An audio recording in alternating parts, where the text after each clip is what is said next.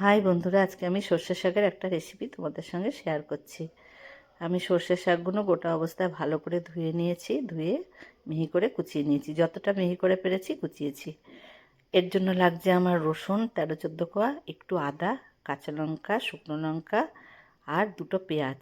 বেসন নিয়েছি এখানে আমি 4 চামচ, নুন, ঘি, হিং, হলুদ, ধনে গুঁড়ো আর সাদা তেল। আমি শুকনো খোলায় প্রথমে বেসনটাকে একটু হালকা ভেজে নিচ্ছি।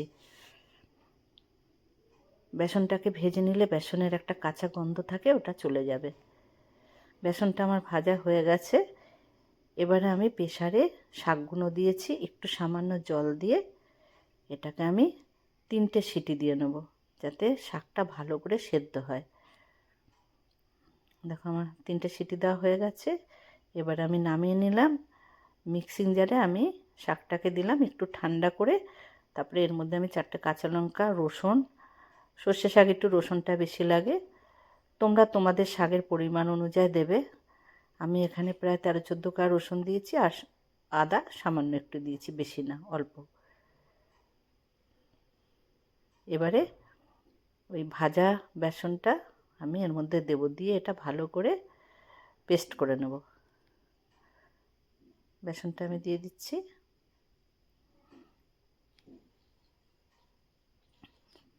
দেখো আমার ভালো করে পেস্ট করা হয়ে গেছে। এখানে আমার পেঁয়াজটাও মিহি করে কুচিয়ে রেখেছি। আর এতে কিন্তু বাটারটা অবশ্যই লাগবে, যেটা আমি তোমাদের প্রথমে দেখাইনি। সাদা তেলে আমি করব, সাদা তেলটা দিয়েছি, এর মধ্যে সামান্য 1 চামচ ঘি দিয়ে দিলাম। তেলটা যখন গরম হবে এর মধ্যে দেখো, আর ততক্ষণে আমি এই পেস্টটার মধ্যে, শাকের পেস্টটার মধ্যে আমি একটু চিনি দিয়ে দিলাম। যারা চিনি খাও না তারা দেবে না। আর পরিমাণ মতো নুন দিয়ে এটাকে একটু মিশিয়ে নেব।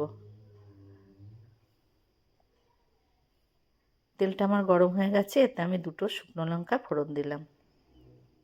এবারে পেঁয়াজটাকেও দিয়ে দিলাম। এটা একটু লালচে করে ভাজবো। ভাজা হয়ে গেছে। হলুদ আর ধনেটা দিয়ে দিলাম।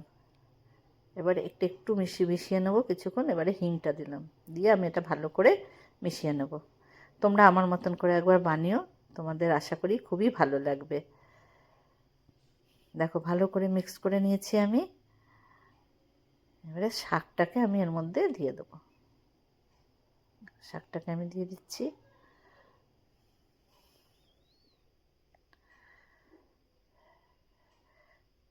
এটাকে মাঝে মধ্যে নাড়তে হবে, দেখবে জলটা শুকিয়ে যাবে, দেখবে শাকের রঙটাও চেঞ্জ হয়ে গেছে।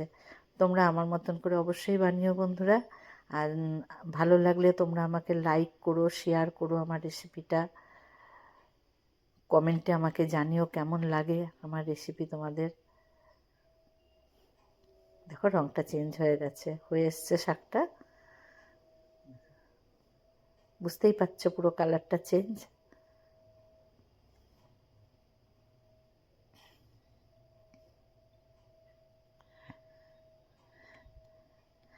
হয়ে গেছে বন্ধুরা। এবার আমি নামিয়ে এতে একটু বাটার দিয়ে দিচ্ছি। তোমরা সবাই ভালো থেকো।